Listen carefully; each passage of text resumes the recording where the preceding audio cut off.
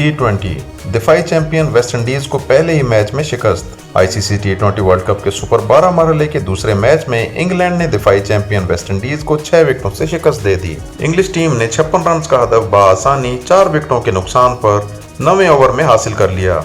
इससे कबल इंग्लैंड ने टॉस जीतकर पहले फील्डिंग का फैसला किया। इंग्लिश टीम में क्रिस वॉक्स को शामिल किया गया। दुबई में होने वाले इस मैच में इंग्लैंड ने 14.2 ओवर्स में वेस्टइंडीज को महज 55 रन पर आउट कर दिया।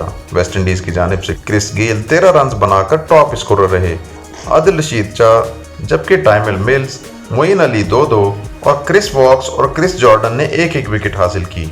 आदिल रशीद ने कैरियर की बेहतरीन बॉलिंग करते हुए 2 ओवर्स में महज 2 रन देकर 4 विकेटें हासिल की। जवाब में इंग्लैंड की टीम ने हदफ 8.2 ओवर्स में 4 विकेटों के नुकसान पर हासिल कर लिया। जॉस बटलर 24 रन बनाकर टॉप स्कोरर रहे।